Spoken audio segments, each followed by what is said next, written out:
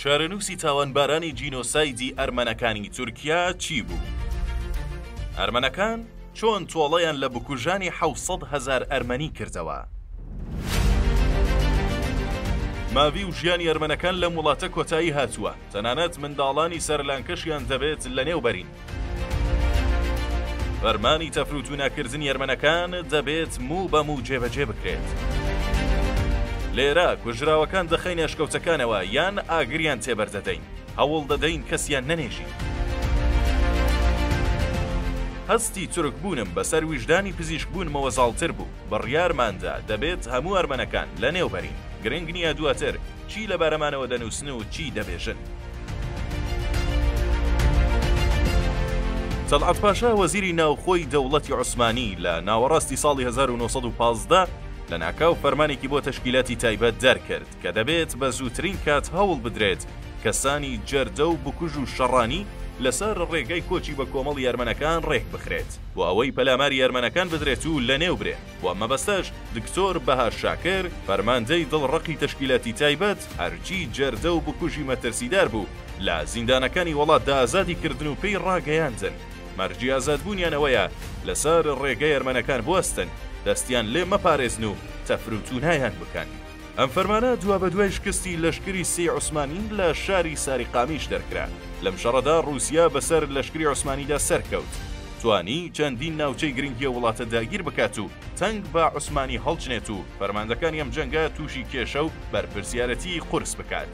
هەر پاشەم شکستە قورسە ئەنوەر پاشا وەزیری جەنگ، جەمال پاشا وەزیری دەریاوان و تەلعەت پاشا وەزیری ناوخۆ واتە سێ ئەندامی سەرەکی کۆمەڵەی ئیتیحاد و تەرەقی کە پێشتر کودەتایان بەسەر سوڵتان عەبدولحەمیدی دووەمدا کردبوو، سوڵتان محەممەدی پێنجەمیان وەک سوڵتانی خەلافەتی عوسمانی دەستنیشان کردبوو، کۆبوونەوەیەکی سێ قۆڵیان ئەنجامدا. لەم کۆبوونەوەدا بۆ دەربازکردنی خۆیان لە بەرپرسیارەتی شکستەکە بە فەرمی ئەرمەنەکانیان وەک هۆکاری سەرەکی ئەم شکستە تاوانبار کرد و لێرەوە بڕیاری قڕکردن و کوشتنی سەرجەم ئەرمەنەکان و تا خەڵکی ڕەسەنی ناوچەکەیان لە چوارچێوەی پلانێک بە ناوی تەهجیر ڕاگەیان.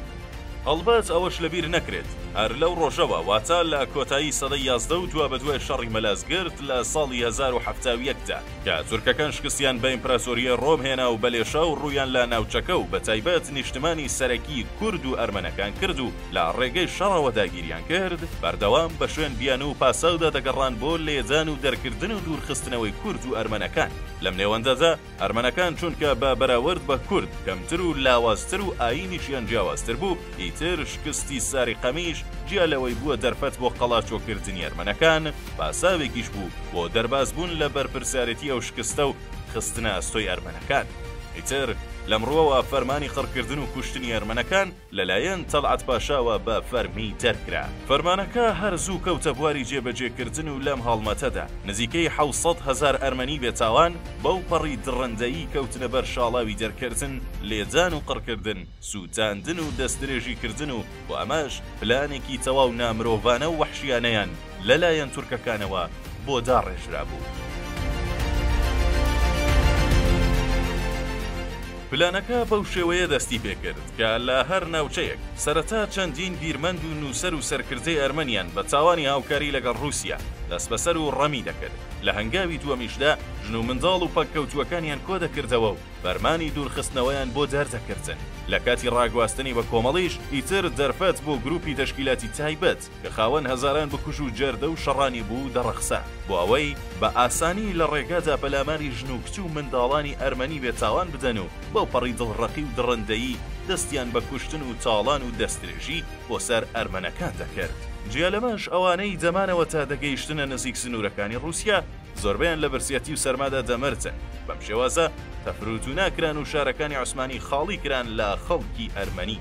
بۆ نمونە حکومڕانی شارەکانی وەک ئەزمیر، قەرەحەسار و دیاربەکر و دەیان شاری دیکە هەر یەک مانگ پاشەم فەرمانە هەریەکە و بەجیا لە نامەیەکدا تەلعەت پاشایان ئاگادار کردەوە کە لە ئێستادا ئیتر تەنانەت یەک ئەرمەنی لە شاردا بەدی ناکرێت و لە ڕاپۆرتێکی دیکەدا باس لەوە کراوە. گوایە ئیتر ئاوی فورات لێوان لێو بووە لە سەرمی ئەرمەنەکان و هەر بەم بۆنەوە تەلعەت پاشا بە حاکمی شارەکانی ڕاگەیاند لەبری ئەوەی بیان خەنە فوراتەوە و باشترە تەرمەکانیان بسووتێن و لە نێویان بەرن. بۆ ئەوەی بیان و نەدەنە دەست ڕۆژنامەنووسانی بیانی وێنەیە و کارەساتە ئەرشیف بکەن و جیهانی لێ ئاگادار بکەنەوە. پلانی دەست بەسەرکردن، ڕەمیکردن، ڕاگواستن، پەلاماردان، تاڵانکردن و لە هەمووی خراپتر دەستدرێژی کردنە سەر ژنان و کچانی ئەرمەنەکان بۆ ماوەی نزیکە 1.5 ساڵ درێژەی کێشە. لەم جینۆسایدە نامرۆیی و دڕندانەیەدا نزیکەی 700,000 کەس بە فەرمانی ئەنوەر و تەلعەت و جەمال پاشا تەفروت و ناکران. بەڵام لەم نێوەندەدا ژمارەیەک ماڵباتی کوردی بە شەرەف لە ڕێگاتە، هەندێ بنەماڵەی ئەرمەنیان لە مەرگ پاراست و لای خۆیان پەنایانتان. هەندێ سەرکردەی جاشیە و سەردەمەی سەر بە تەشکیلاتی تایبەت بە بیانووی کافربوونی ئەرمەنەکان و لە بنەڕەتیشدا لە پێناو جاشایەتی و ڕازیکردنی دەسەڵاتداران و تاڵانیدا لە کوشتاری ئەرمەنەکان بەشداریان کرد.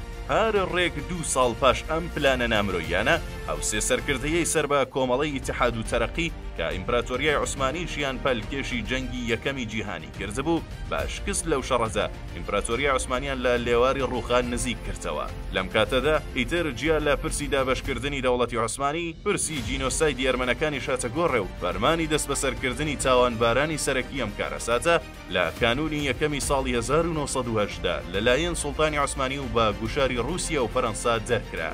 بۆیە بە تۆمەتی بەشدار بوون لە کوشتاری ئەرمەنەکان 40 کەس دەست بەسەر کران. بەڵام تاوانبارانی سەرەکی کە بریتی بوون لە ئەنوەر و جەمال و تەلعەت و بەها شاکر هەرزوو بەرەو ئەڵمانیا هەڵاتن و لەوێ خۆیان شارتەوە. دوای گرتنە دەستی دەسەڵات لەلایەن ئاتاتورکی ڕەگەزپەرست نەک تەنیا فایلی دادگایکردنی تاوانباران داخرا، بەڵکو جارێکی دیکە هاواری لە نێوبردننی ئەرمەنەکان و کوردیش بە بیانووی یەکگرتووی وڵات بەرزکرایەوە. بۆ نمونە شکورکایە وەزیری ناوخۆ زۆر بێباکانە ڕایگەیاند دەبێت ڕەگەزی ئەرمەنی بە تەواوەتی لە نێوبەری، بۆیە ئیتر هیوا بە دادگاییکردنی تاوانباران نەما، بۆی ئەرمەنەکان بە ناچاری و لە دەرەوەی بڕیاری دادگا ئیتر دەستیان بە تۆڵە سندنەوە کرد. لە هەنگاوی یەکەمدا تۆڵە لە تاوانبارەی سەرەکی واتە تەلعەت پاشا کرایەوە. تەلعەت نزیکەی 2 ساڵ بەنهێنی لە ئەڵمانیا ژیا و پاش ماوەیەک بەلشەفیەکان داوایان لەم سێ کەسە کرد کە سەردانی سۆڤیەت بکەن. جەمال و ئەنوەر قبوڵیان کرد، بەڵام تەلعەت پاشا قبوڵی نەکرد و لە ئەڵمانیا مایەوە. لەم کاتەدا شوێنیمانەوەی دەرکەوت و لە ڕێکەوتی 15 مارسی ساڵی 1921 لە بەردەم شوێنیمانەوەی لەلایەن گەنجێکی ئەرمەنی بە ناوی سوخمون تەلهریان درایە بەر دەستڕێژی گول لەو کوشرا.